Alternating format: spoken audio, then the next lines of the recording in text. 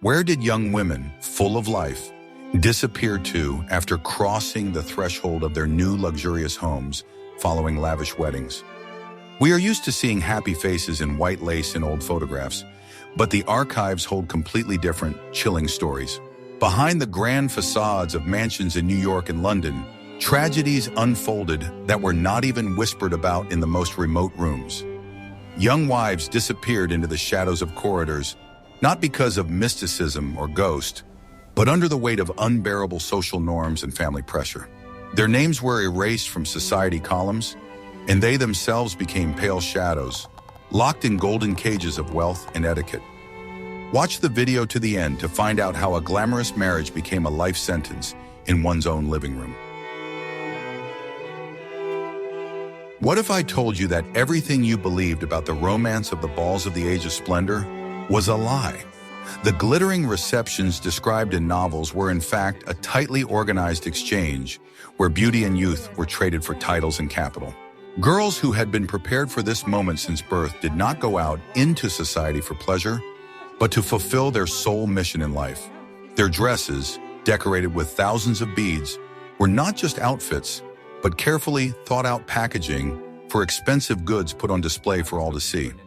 Behind every polite bow and wave of a fan lay the cold calculation of mothers seeking to raise their family's social status at any cost. Despite the abundance of colors and light, the atmosphere in the ballrooms was saturated with tension and fear of making a mistake. One wrong word, one glance that lingered too long, or a dance with the wrong partner could ruin a debutante's reputation forever. The girls stood for hours in uncomfortable corsets, smiling through their fatigue because they had no right to show weakness. They were required to look flawless, like porcelain dolls, deprived of the right to their own feelings and desires. The competition was fierce, and friends instantly turned into rivals, ready to do anything for a good match. Mothers and aunts sitting along the walls on velvet sofas watched every move closely, like commanders on a battlefield. They evaluated potential suitors not by their character, but by the size of their fortune and position in society. Love in this equation was just a pleasant but optional bonus that was not seriously considered. Marriage of convenience was considered the norm, the foundation of stability on which the entire high society of the time was based. Often, a young bride did not even know the man with whom she was to spend her entire life until the moment of her engagement. Preparing the dowry turned into an endless series of fittings, where the girl was spun around in front of the dressmaker's mirrors for hours. The finest silks and laces, ordered from Paris, were supposed to emphasize the status of the future wife of a millionaire or aristocrat. But in these endless meters of fabric, many felt not joy, but the weight of future obligations that fell on their fragile shoulders. Each stitch on the wedding dress seemed to seal a contract in which she had no say. She became part of the interior, a beautiful addition to the mansion, the carriage, and the family jewels. Society dictated that marriage was the pinnacle of a woman's destiny, after which came unclouded happiness.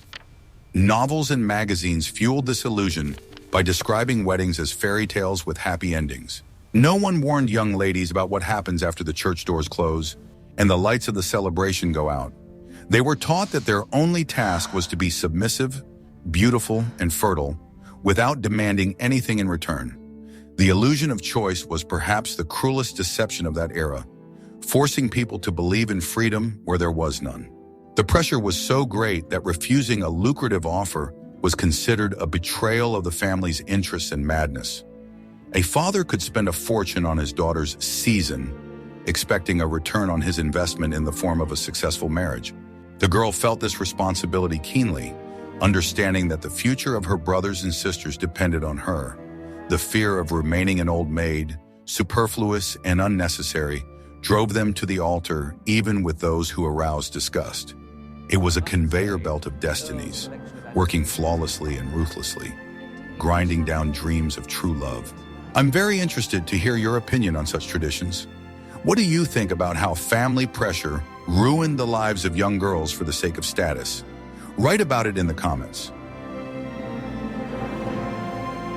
Are you ready to learn the truth about the deafening silence that fell upon the house when the last guest left?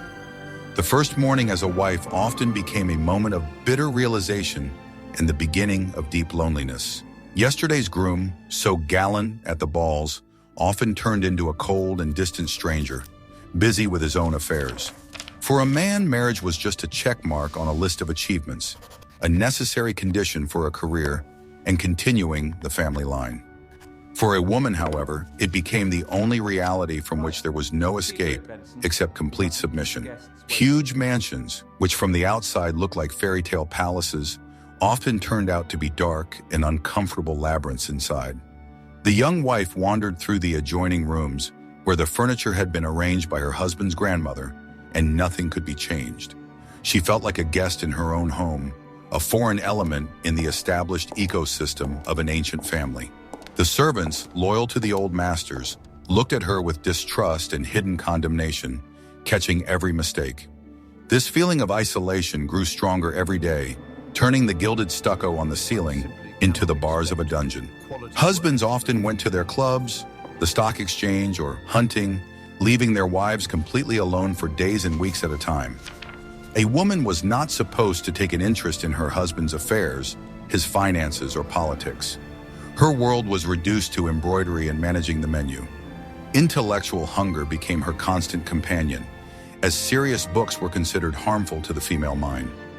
Attempts to talk about something important were met with a polite but unyielding wall of indifference or ridicule.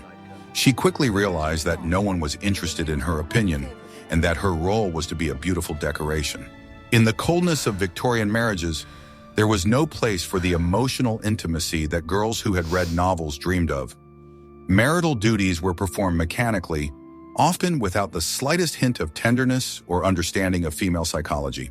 Many young women who had no idea about the physical side of marriage before the wedding experienced a real shock. This silent suffering accumulated, finding no outlet, and weighed heavily on the psyche. Shame and the inability to discuss their experiences, even with their mothers, created a vacuum around the newlywed. Gilded Age mansions were built to show off wealth, not to provide comfort and warmth to their inhabitants. Huge fireplaces could not heat the high halls, and drafts swept through the corridors like ghosts of the past. The silence in these houses was palpable, pressing on the ears, interrupted only by the ticking of the grandfather clock. A woman could sit for hours by the window, watching the life of the street to which she no longer belonged. She was separated from the world by heavy velvet curtains that absorbed not only light but also sound. In this atmosphere of absolute isolation and emotional coldness, the psyche began to malfunction. Melancholy, then considered a fashionable illness, was in fact a cry for help from a person locked away. Women would lie for hours in darkened rooms, citing migraines, just so they wouldn't have to see the walls they had grown to hate. But silence and alienation were not the only enemies in these homes. In the next chapter, you will learn about treatment methods that were more frightening than the disease itself. What I am about to show you is banned in 12 countries as a method of treatment, but at the time it was considered the pinnacle of medicine. When a young wife's melancholy and depression became too obvious and began to bother her husband, a doctor was called. The verdict was often predictable and harsh: hysteria or nervous exhaustion, requiring immediate intervention. The most popular method was the so-called treatment by rest, developed by the renowned physician Silas Weir Mitchell. Under the plausible pretext of caring for her health, the woman was effectively placed in solitary confinement in her own bedroom. The essence of the method was to completely isolate the patient from any physical and, most importantly, intellectual activity. The woman was forbidden to get out of bed, read books, write letters, or even sew or draw. She was instructed to lie motionless for hours, staring at the ceiling or the patterns on the wallpaper, in complete silence. It was believed that any mental activity depleted the female body and harmed reproductive function. The doctor and her husband controlled her every breath, turning an adult woman into a helpless infant. During this treatment, she was force-fed excessive amounts of food in order to increase her weight. Women were literally stuffed with fatty foods, milk and cream, ignoring their lack of appetite. Refusal to eat was perceived as a symptom of illness and disobedience, which was suppressed with the harshness of prison guards. The body became loose and heavy, which further tied the unfortunate woman to her hated bed. This physical change exacerbated her feelings of self-loathing and complete loss of control over her own life. The room was often kept in artificial semi-darkness, with heavy curtains drawn even on the sunniest days. The lack of light and fresh air led to even greater apathy and a loss of sense of time. The days merged into an endless gray mass, where the only events were the visits of the nurse with a tray. The woman found herself in sensory deprivation, which could drive even a perfectly healthy person mad. Her world narrowed to 4 walls and a pattern on the wallpaper which began to seem alive and threatening. Charlotte Perkins. Gilman's famous story, The Yellow Wallpaper, was written about just such an experience, which the writer herself had gone through. She described how the prohibition of creativity and thinking forced the mind to seek escape in hallucinations. Women began to see figures in the shadows, hear voices in the sound of the wind, and lose touch with reality. This was not madness in the medical sense, but a desperate attempt by the brain to occupy itself with something. But for doctors, such symptoms only served to confirm the diagnosis of profound hysteria. Click like if you are also struck by the cruelty of methods that were presented as care and welfare. The secret that people pay thousands for is the opportunity to be heard. But these women were sent to a place where screaming was useless. When a young wife did not respond to treatment by rest or became too inconvenient in the city, the next stage followed. She was sent to the waters or to a remote country estate, ostensibly to improve her health in the fresh air. In reality, this was often a veiled exile, a way to get rid of a problematic spouse without resorting to divorce. The country houses we are used to seeing, bathed in sunlight in impressionist paintings, turned into dreary fortresses in winter and autumn. Surrounded by parks that no one could maintain, they stood far from neighbors and social life. There were no balls, no visits, no shops, only endless forests or fields outside the window. Women found themselves in complete isolation, cut off from news, fashion, and communication with their peers. Their husbands usually remained in the city citing important business or political matters and visited their sick wives extremely rarely. These visits were short, formal, and tense, more like a prison guard's inspection.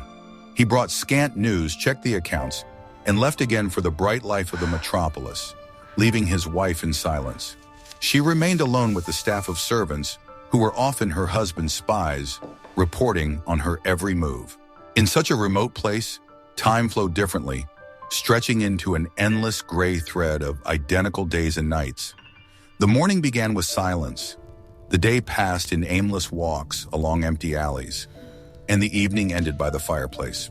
The only entertainment was reading the same books from the old library or leafing through the herbarium.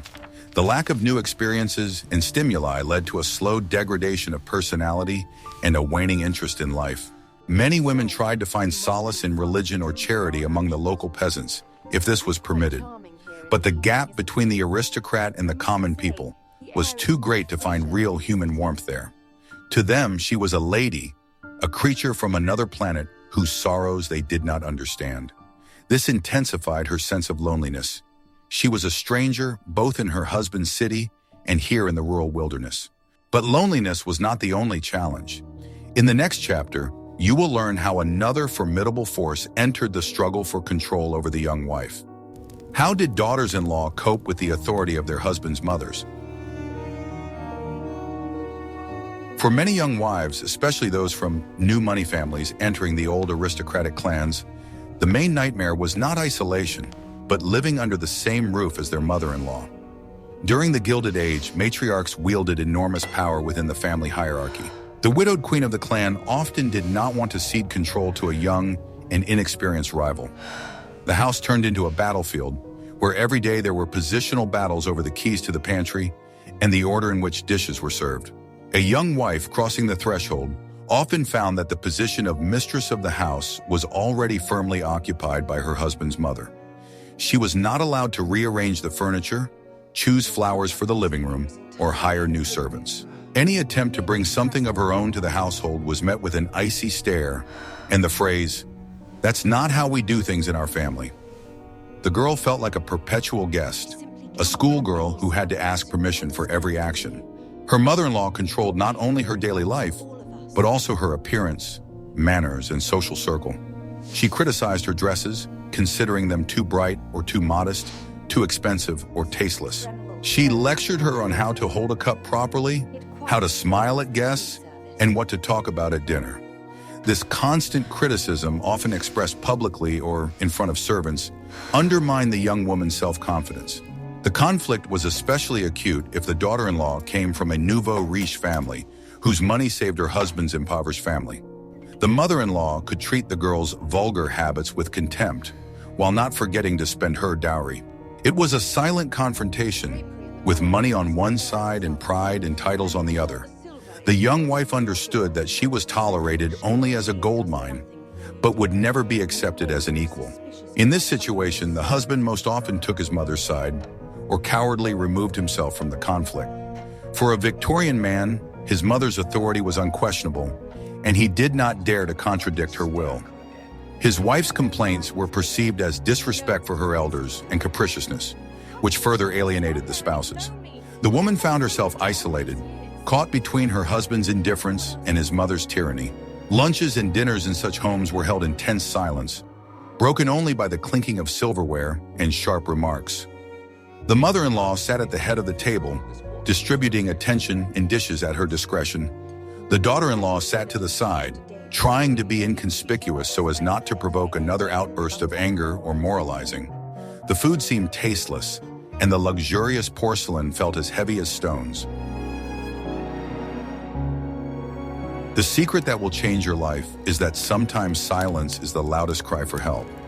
Victorian and Gilded Age etiquette was not just a set of rules for table manners, but an iron corset that shackled the soul. From childhood, girls were taught that showing true emotions was the height of bad manners and a sign of poor taste. A lady should not raise her voice, laugh loudly, run, and God forbid, cry in public. This mask of eternal restraint became part of their faces, preventing them from expressing pain, fear, or anger. The main rule was to save face at all costs, even if your world was falling apart. If her husband openly cheated on her, gambled away his fortune, or humiliated her, she was obliged to smile at guests. Complaining to anyone, even close friends, was considered shameful and tantamount to airing dirty laundry in public. A woman had to bear her cross with her head held high, creating the illusion of a perfect family. This monstrous dissonance between inner tragedy and outward glamour tore the psyche apart. Tears were considered a sign of hysteria and weakness, unworthy of a woman of high society. If you wanted to cry, you had to go to your room, close the door, and bite down on a handkerchief so that no one would hear. When she came out for dinner, she had to be fresh, calm, and ready to engage in light conversation.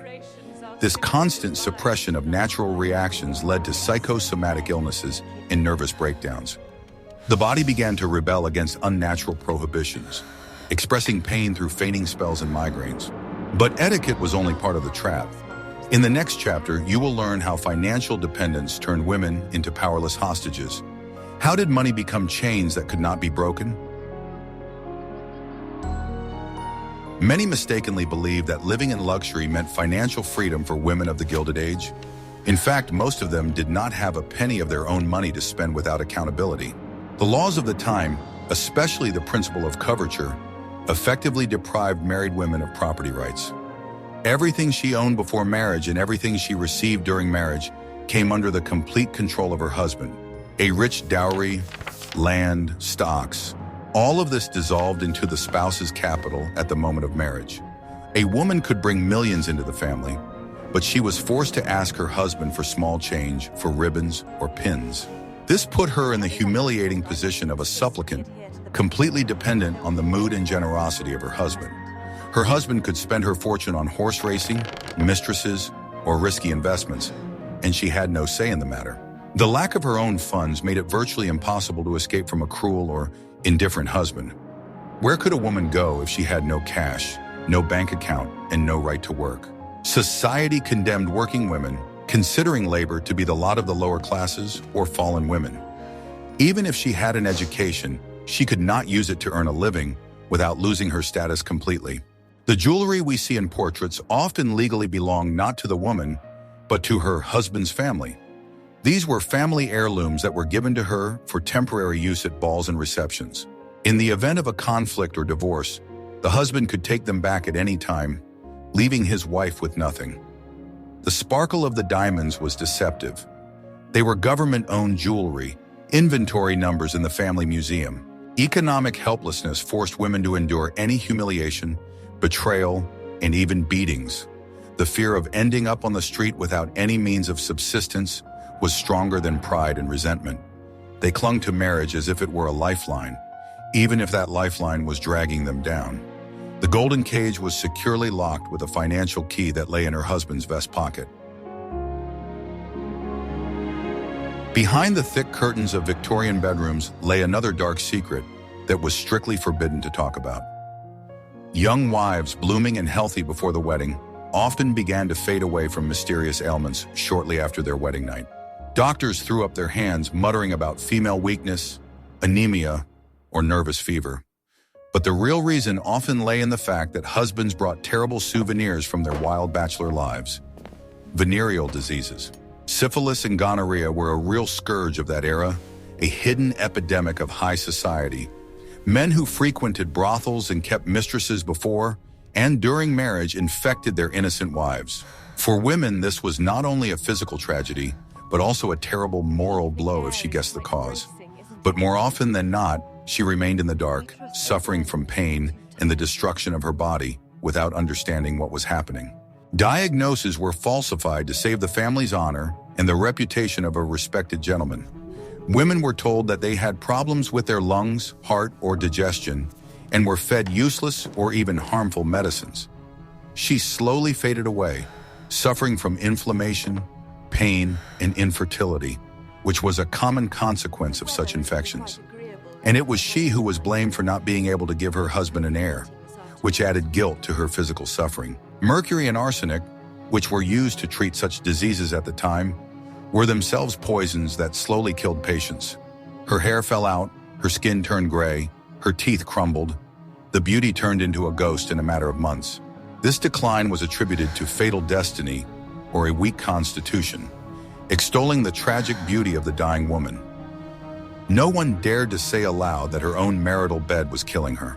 Mental disorders caused by the late stages of syphilis were also interpreted as female madness. Neurosyphilis led to hallucinations, paranoia, and memory loss, which fit perfectly into the picture of hysteria. The woman was locked up in a sanatorium or attic, hiding her shameful madness from the eyes of the world. Her husband received condolences as a sufferer bearing a heavy cross. The mystery of the disease created a wall of alienation between the spouses, full of lies and fear. The husband, knowing the truth, often felt not remorse but irritation at his wife, who had become a living reminder of his sins. He began to avoid her, despise her, and finally send her into isolation. The sick wife became a burden, preventing him from enjoying life and spending money. Even if life became unbearable, divorce in the Victorian era and the Gilded Age was virtually impossible. It was a nuclear weapon that destroyed a woman's reputation, social connections, and future. Marriage could only be dissolved through a complex, expensive, and public court case requiring proof of adultery or extreme cruelty. But even success in court meant complete social death for a woman. A divorced woman instantly became an outcast, a pariah, shut out of respectable homes. Her name was crossed off guest lists, and old friends crossed the street to avoid greeting her. She became marked, a suspicious figure, dangerous to the morals of society. Inviting her to parties was considered bad form. She could compromise the reputation of the hostess. After a divorce, a man usually retained his position, clubs, and friends, getting off with only a slight taint of scandal. A woman, on the other hand, lost everything: status, respect, and often her children. The law almost always left the children with their father, considering him the sole legal guardian. The mother could be deprived of the right to even see her sons and daughters, which was the most terrible punishment. A woman who was financially divorced often found herself on the brink of poverty if she did not have her own family support. Alimony was rare and often meager, its payment depending on the goodwill of the ex-husband. Women accustomed to luxury ended their lives in cheap boarding houses, selling their last pieces of jewelry. The fall from the top of the social ladder was painful and irreversible. The stories of these women rarely make it into school history textbooks. They remain in the shadow of great events and male achievements. Traces of them can only be found in old letters found in attics or in sad eyes on faded daguerreotypes. Family archives were often purged. Inconvenient relatives were erased from memory, their portraits taken down from the walls or sent to the basement. Relatives preferred to forget about the crazy aunt or unfortunate cousin so as not to spoil the ideal image of the family. We see only the outer shell of the Gilded Age, the glittering palaces of Newport, dresses from Worth, tiaras from Cartier. But we rarely think about the human cost of this splendor, paid for by women's destinies. Behind every grand ball were hours of loneliness, behind every diamond necklace, coldness and alienation. It was an era when things were valued more than people, and reputation was more important than happiness. The myth of the mad woman in the attic became a literary trope, but it grew out of the terrible reality of thousands of women. Those who did not fit into the rigid framework were broken and hidden away, declared insane. Their potential, their talents, their ability to love were sacrificed to the idol of propriety. How many unwritten books, unpainted pictures, and undiscovered discoveries are buried in these golden cages? Today, walking through museum estates, we admire the interiors, not hearing the silent cries of their former inhabitants.